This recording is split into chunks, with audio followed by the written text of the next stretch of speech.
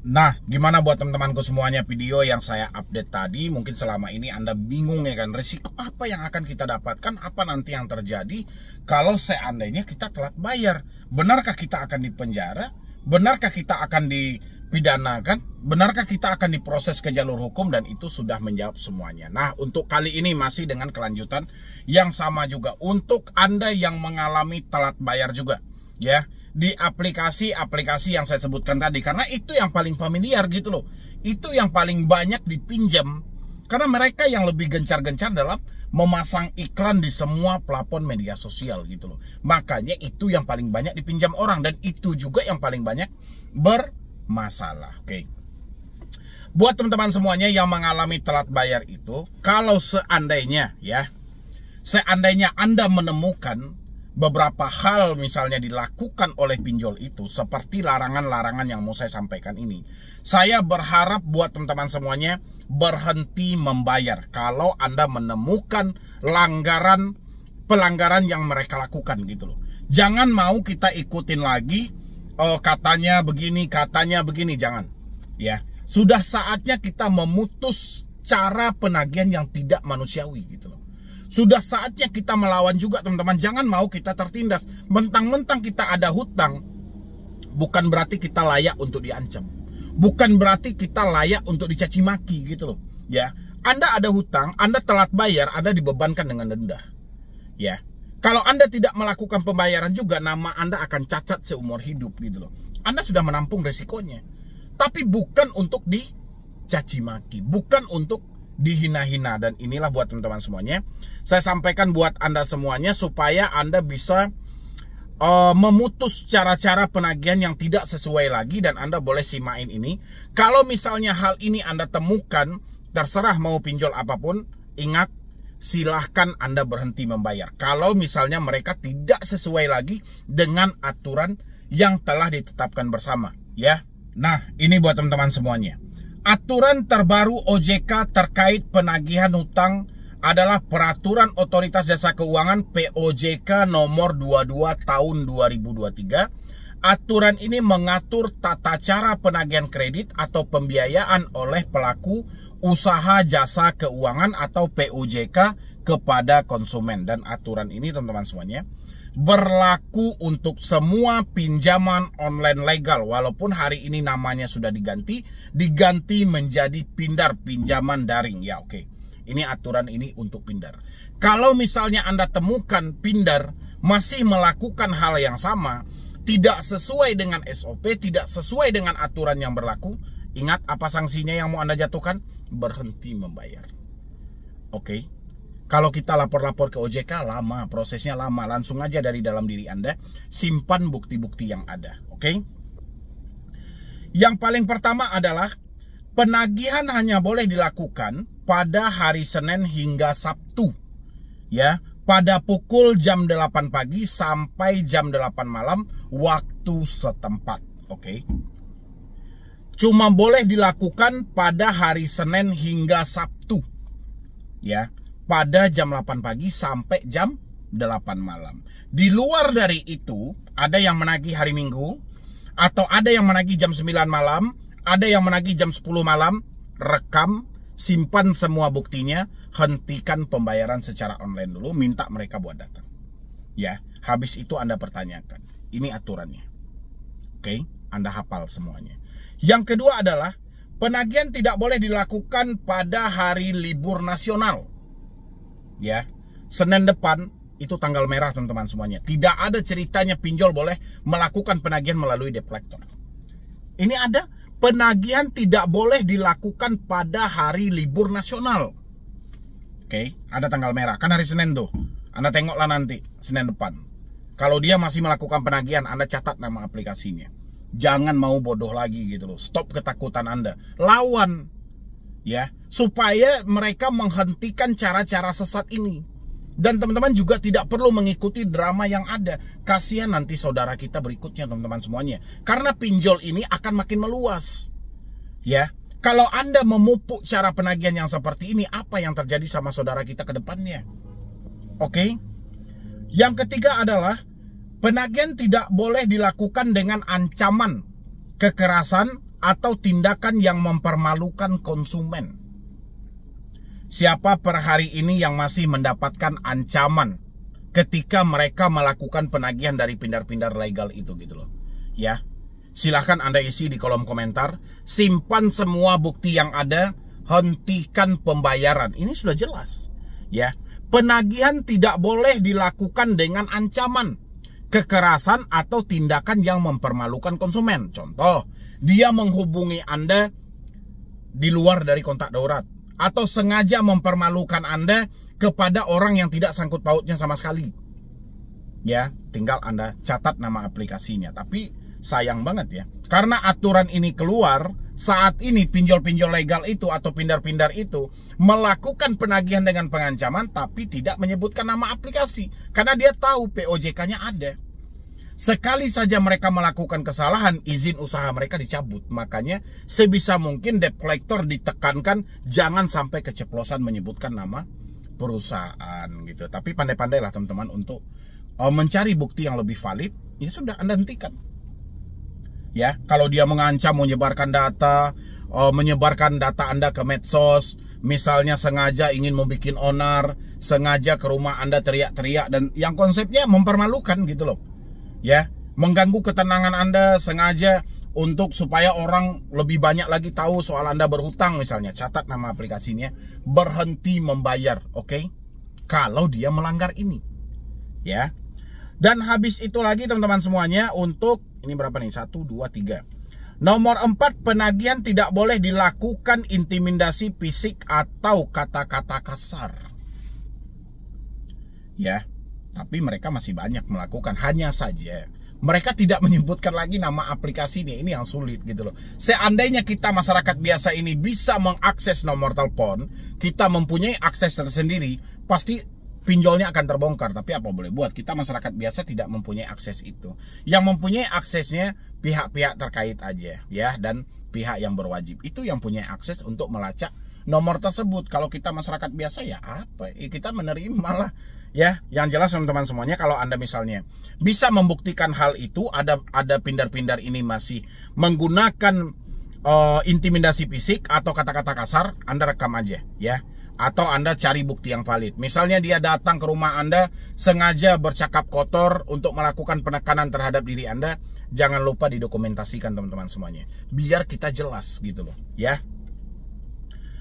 Habis itu lagi, penagihan tidak boleh dilakukan kepada pihak selain konsumen. Nah, ini yang paling benar.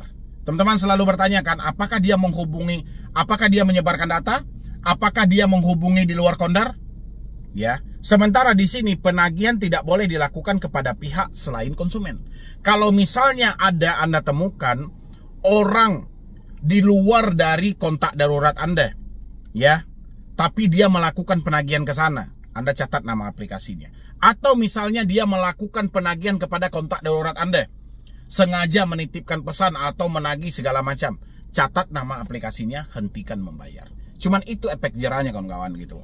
Kalau ini tidak kita lakukan, aturan ini nggak ada gunanya, hanya dianggap sampah gitu loh. Makanya kita yang mengasih efek jerah terhadap debt collector nakal. Kalau mereka tidak prosedur, ngapain Anda harus ikut-ikutan? Yang penting kita mempunyai bukti yang valid. Saya bukan tidak mau bayar. Apakah Anda layak mengucapkan kata-kata ini? Apakah Anda pantas untuk berkata kotor kepada saya? Sementara saya telat bayar, saya dibebankan dengan denda kok. Bukannya gratis saya ini. Ya, begitu ya teman-teman semuanya. Habis itu lagi, penagihan tidak boleh dilakukan secara terus-menerus yang bersifat mengganggu. Nah, ini perlu Anda catat juga. Kalau misalnya dari pagi sampai sore sampai malam dia menelpon tanpa putus, itu sudah mengganggu. Melakukan penagihan secara terus-menerus, atau dia sengaja chat Anda banyak-banyak gitu loh. Dia spam aja ke chat Anda, itu kan sudah mengganggu. Anda tanyakan Anda dari mana gitu loh. Stop pembayarannya secara online dulu. Ya, kalau nggak akan berubah cara penagihannya. Kalau aturan ini sudah bagus gitu loh, tinggal realisasi di lapangannya, praktek di lapangannya sesuai apa tidak. Ya, supaya prakteknya itu bisa sinkron dengan semua aturan yang berlaku, kitanya sebagai debitur harus paham dengan aturan ini. Ya. Habis itu lagi, penagihan hanya boleh dilakukan di tempat alamat penagihan atau domisili konsumen. Nah, di sini kawan-kawan yang sering dikunjungi oleh debt collector ke tempat kerja, Anda perlu sampaikan sama mereka ini. Penagihan hanya boleh dilakukan di tempat alamat penagihan atau domisili konsumen. Kalau nggak di alamat KTP Anda, kalau nggak domisili Anda sekarang. Boleh. Nggak ada ceritanya dia menagih ke kantor sampai teriak-teriak, menelpon ke kantor sengaja mempermalukan, itu nggak boleh. Catat nama aplikasinya. Ya, kantor itu bukan tempat untuk menagih. Oke, buat teman-teman semuanya intinya jangan takut. Yang penting Anda pahami dulu. Yang terakhir teman-teman semuanya, penagihan di luar tempat atau waktu hanya dapat dilakukan atas dasar persetujuan atau perjanjian dengan konsumen terlebih dahulu. Misalnya ada debt collector ingin menemuimu ke kantor atau ingin bertemu sambil ngopi, itu harus ada kesepakatan untuk Anda dulu, timbal balik. Si debt collectornya minta izin dulu samamu dan kamunya juga menyetujui. Selaku konsumen, kita ketemunya di luar aja bu. Takutnya nanti kalau di kampung ibu atau di tempat ibu itu tetangga lagi rapat banget, takutnya malah kami mempermalukan. Bisa nggak kita bertemu di luar aja sambil kita ngopi-ngopi? Kalau kamu menyetujui itu boleh. Ya, atau misalnya, bu kami ke perusahaan ibu ya, nanti kita tunggu aja nih di luar pagar dan segala macam, kita bicara sebentar. Selagi kalian menyetujui itu boleh. Tapi kalau kalian tidak menyetujui itu nggak boleh, sesuai dengan aturan yang berlaku. Nah, itulah yang perlu teman-teman pahami semuanya. Kalau Anda masih menemukan pinder tidak sesuai dengan aturan yang berlaku, ingat apa yang harus Anda lakukan? Hentikan segala bentuk pembayaran. Simpan semua bukti yang ada tentang kenakalan dari debt collector yang tidak sesuai dengan aturan yang berlaku. Oke teman-teman semuanya, sisanya Anda lanjutkan ini. Yo, assalamualaikum warahmatullahi wabarakatuh. Selamat sore buat teman-teman semuanya, khususnya yang sudah ada di YouTube Solusi Hutang MB. Ini untuk teman-teman semuanya yang baru mengalami telat bayar seperti di Akulaku, di Shopee, di Kredit Pintar, di Uatas, pinjam duit, bantu saku dan lain sebagainya. Ini saya pesankan buat Anda semuanya, siapa di sini yang baru jatuh tempo atau baru telat bayar di aplikasi yang saya sampaikan itu. Silahkan isi di dalam kolom komentar dulu. Ini buat teman-teman semuanya, saya paham ya dengan segala kepanikan yang terjadi dalam pemikiran Anda hari ini, gitu loh. Pasti segala macam hal terbesit atau terbayang dalam pemikiran Anda. Mungkin hal-hal yang jelek akan terjadi dan segala macam. Kita putus dulu. Untuk resiko ketika Anda menyatakan telat bayar di aplikasi yang saya sampaikan, resiko yang paling pertama akan Anda dapatkan. Pertama, Anda akan dibebankan dengan denda keterlambatan. Ya. Dendanya itu bervariasi setiap aplikasi yang ada. Yang kedua adalah Anda akan dihubungi secara terus-menerus oleh debt collector. Ya, terkadang Anda juga akan mendapatkan telepon-telepon liar tidak mengatasnamakan aplikasi tersebut. Ini salah satu resikonya. Yang terakhir adalah di beberapa pinjol itu sudah mempunyai akses langsung untuk memberikan nama Anda atau data Anda masuk ke dalam sistem layanan informasi keuangan atau yang selalu Anda kenal dulu, BI checking. Ini adalah resiko yang harus Anda lalui ketika Anda telat bayar di aplikasi itu. Apa resiko yang tidak ada terjadi sama sekali? Contoh, Anda memikirkan Anda akan diproses ke jalur hukum. Sampai detik ini, ya, orang yang telat bayar di aplikasi yang saya sampaikan tadi belum ada yang diproses ke jalur hukum, meskipun itu hanya gugatan sederhana. Jadi tolong Anda patahkan statement yang selalu disampaikan oleh debt collector akan membawa Anda ke jalur one prestasi atau memproses Anda ke jalur hukum seperti yang mereka lontarkan. Yang kedua adalah penarikan aset-aset yang ada. Ini juga tidak ada. Ya, yang ada mungkin ada beberapa oknum dari debt collector sengaja ya memanfaatkan situasi, mungkin mengambil barang-barang berharga Anda, habis itu dijual dengan dalih pembayaran hutang. Itu mungkin ada, ya. Tapi sejauh ini saya juga belum mendengar informasi lebih pastinya.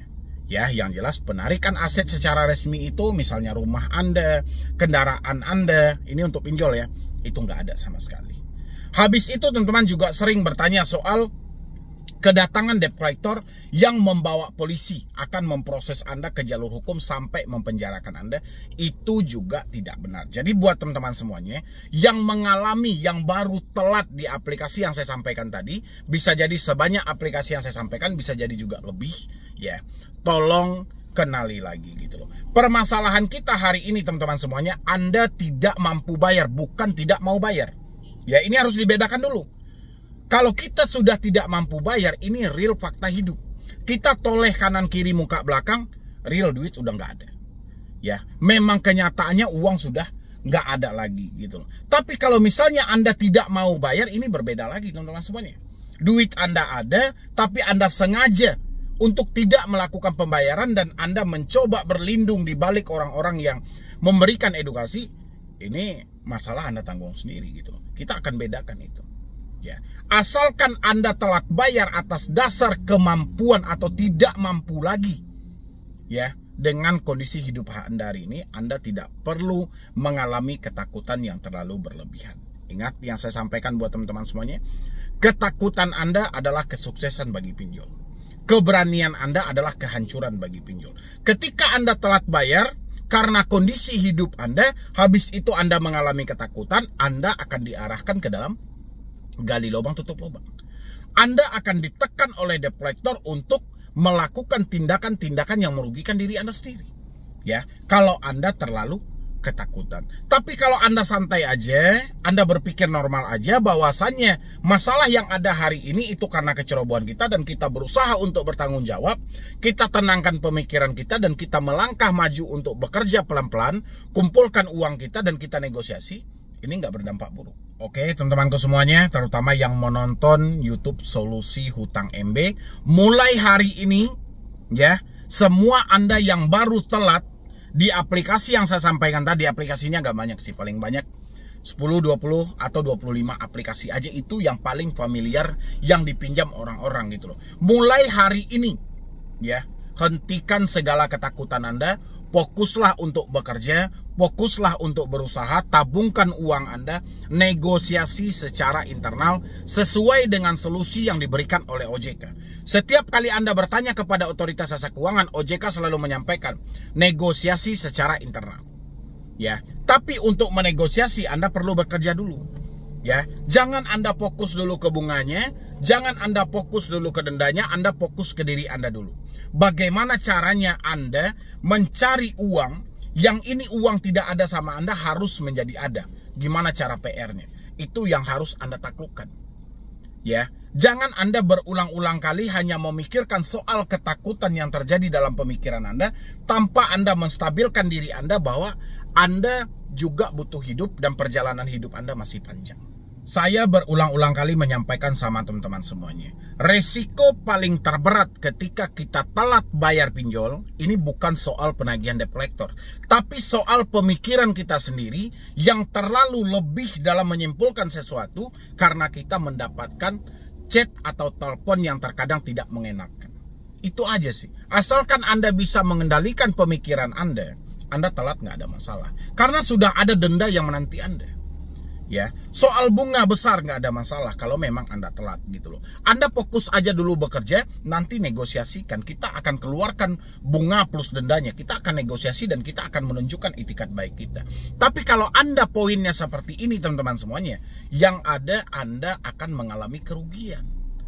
Ya, Anda akan mengalami permasalahan yang lebih berat dan lebih parah daripada ini kalau Anda tidak mampu menstabilkan diri Anda. Oke. Jangan tanya lagi, kapan DC datang ke rumah? Daerah mana yang mau dikunjungi? Aman atau tidak? Ya, semua pertanyaan itu pemikiran Anda yang mampu menjawab. Selagi pemikiran Anda stabil, DC datang ke rumah bukanlah suatu masalah yang besar. Selagi pemikiran Anda tenang, tidak ada yang dikatakan yang tidak aman gitu loh. Ya, yang tidak aman itu ketika pemikiran kita selalu memikirkan hal-hal negatif yang menakuti diri kita sendiri. Sehingga kita lupa bahwa diri kita juga butuh untuk disemangati.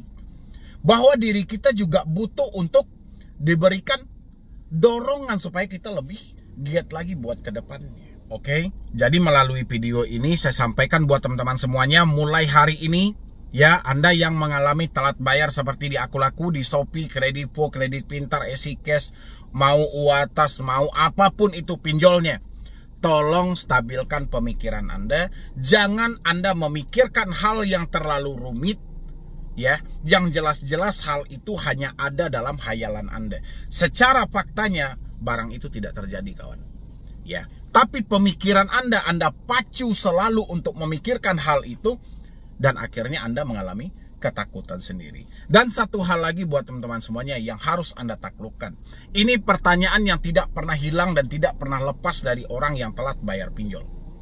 DC kapan datang ke rumah? Daerah mana yang mau dikunjungi? Aman atau tidak? Saya sarankan Anda untuk jujur dan terbuka dengan keluarga.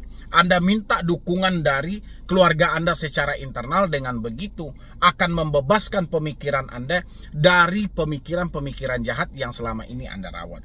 Tapi kalau Anda tidak berani untuk mengatakan kejujuran itu, siap-siap Anda akan dibawa ke dalam hal yang sangat merugikan Anda untuk kedepannya, kawan-kawan. Percaya sama aku. Ya. Kalau Anda tidak mampu untuk jujur dan terbuka, hidup Anda akan dihantu-hantui. Anda akan dikejar dengan bayang-bayangan Anda sendiri. Ya, Anda akan dikejar dengan sesuatu yang sangat menakutkan menurut versi Anda. Padahal fakta tidak seburuk itu. Oke? Jadi kalau teman-teman masih memikirkan ada DC atau tidak, ada FC atau tidak, cari tahu sumber ketakutan itu. Apa yang memicu sehingga kita begitu ketakutan dengan DC datang ke rumah? Apa yang memicu sehingga kita begitu kecemasan dengan FC yang datang ke rumah? Ya, kalau Anda sudah menemukan jawabannya, praktekkan dan selamatkan hidup Anda hari ini juga. Kalau Anda tidak menyelamatkan hidup Anda sendiri, hidup Anda akan membawa Anda ke dalam hal kehancuran karena kesalahan dalam pemikiran tadi. Oke, teman-temanku semuanya, dan terima kasih banyak Anda telah hadir di sini. Dan Anda nanti yang pengen bergabung di dalam grup WhatsApp saya, silahkan tinggal klik tombol gabung yang ada di bawah nama channel dan Anda ada pilihannya di sana, silahkan. Atau Anda pengen konsultasi langsung sama saya juga boleh, ambil nomor pribadi saya di sana. Oke, jadi sekian dulu dari saya, Medi Broni. Wassalam.